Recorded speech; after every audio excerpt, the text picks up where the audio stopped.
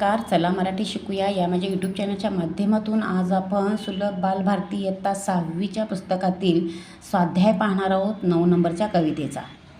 तर ह्या कवितेवरची चाल आणि कवितेवरचे स्पष्टीकरण यावर माझा स्पेशल व्हिडिओ आहे, तोही तुम्ही बघू शकताय. आता आपण स्वाध्याय पाहूया. तर हा आहे स्वाध्याय. खूप मोठा स्वाध्याय तुम्हाला दिसत आहे, पण उत्तरे अतिशय छोटी आहेत. तर ही उत्तरं छोट्या स्वरूपात मी इथे दाखवणार आहे. तर व्हिडिओ शेवटपर्यंत पहा, स्किप करू नका आणि आपल्या मित्रांना शेअर जरूर करा. या प्रत्येक प्रश्नाचं उत्तर मी कवितेमध्ये दाखवणार आहे आणि इथे छोट्या स्वरूपात लिहूनही दाखवणार आहे. पाहूया पहिला प्रश्न. 1-2 वाक्यात उत्तरे लिहा.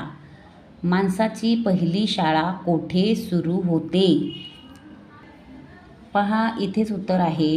घर शिक्षणाची पहिली शाळा, म्हणजेच माणसाची पहिली शाळा घरामध्ये सुरू होते. दुसरा प्रश्न पहा.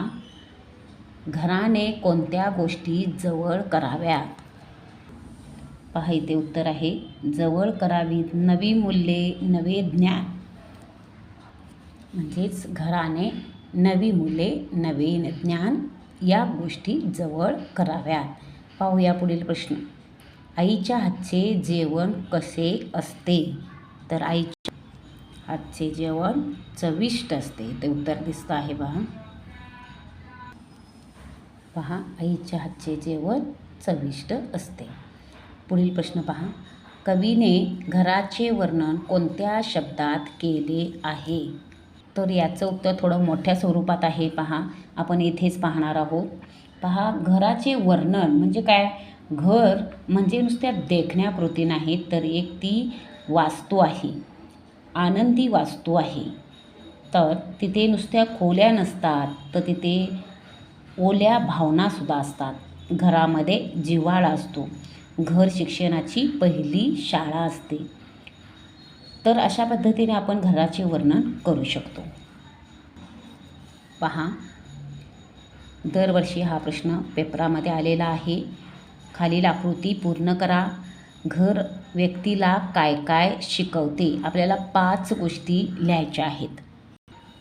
पहा, इथंच उत्तर आहे. घर आपल्याला काय काय शिकवते? पाहायला, चालायला, धावायला, लढायला आणि दुःखाचा डोंगर चढायला सुद्धा शिकवते. पहा, अशा पद्धतीने तुम्ही उत्तर पूर्ण करू शकता. पाहूया पुढील प्रश्न. खालील शब्दांचे अक्षर सारखे येणारे शब्द कवितेतून शोधावं लिहा. तर हे शब्द मी तुम्हाला कवितेतच दाखवणार आहे. पाहूया. वस्तू म्हणजेच शेवट समान असणारा शब्द पाहायचा आहे. शेवटचे अक्षर याला इंग्लिशमध्ये रायमिंग वर्ड असे म्हणतात. पाहूया हे यमक जोडणारे शब्द कोणते आहेत. ही उत्तरे आपण कवितेतच पाहणार आहोत. पहा. वस्तू, वास्तू. खोल्या, ओल्या. जिव्हाळा, शाळा.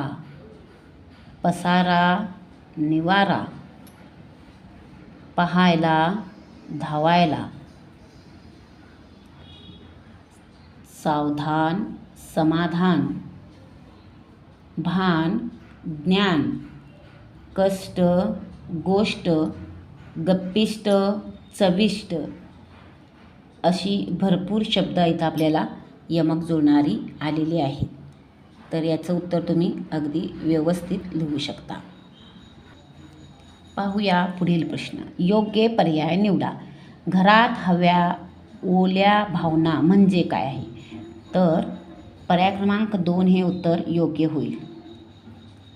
घरातील व्यक्तींनी परस्परावर प्रेम करणे म्हणजेच घरातील ओल्या भावना. दुसरं पाहूया. घर शिक्षणाची पहिली शाळा म्हणजे? तर यामध्ये आ पर्याय योग्य येईल.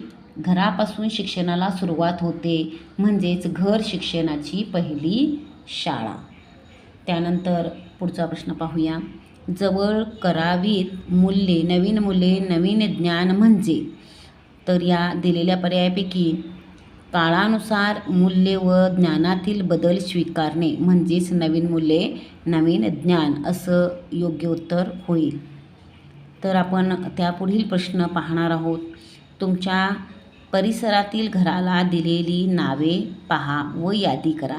आता उदाहरणार्थ घरांची नावे 1-2 नावे मी तुम्हाला लिहून दाखवते आहे. पहा, स्वप्नपूर्ती, स्वप्नपूर्ती किंवा आजी आजोबांचा आशीर्वाद, आईचा आशीर्वाद किंवा लक्ष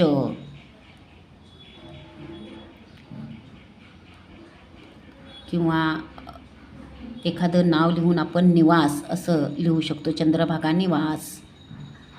अशा पद्धतीने आपण घरांची नावे लिहू शकतो. त्यानंतर पुढील प्रश्न आहे, खालील शब्द व त्याचे अर्थ लक्षात ठेवा. आता हा प्रश्न फक्त लक्षात ठेवण्यासाठी आहे. चविष्ट म्हणजे चव असणारे, विशिष्ट ठराविक प्रकारचा, भ्रमिष्ट भ्रम झालेला, गप्पिष्ट गप्पा मारणारा, कोपिष्ट रागावलेला, अनिष्ट योग्य नसलेले. अशा प्रकारे आपण या कवितेवरील 7 प्रश्नांचा अभ्यास केलेला आहे. आपल्या सर्वांना हा व्हिडिओ कसा वाटला आणि आपण कोणत्या शहरातून कोणत्या गावातून व्हिडिओ पाहत आहात हे कमेंटद्वारे जरूर लिहा. म्हणजेच मला समजेल की माझे व्हिडिओ कोणकोणत्या शहरात कोणकोणत्या गावामध्ये जात आहेत. तर व्हिडिओ पाहत आहात सर्वांना मनापासून धन्यवाद.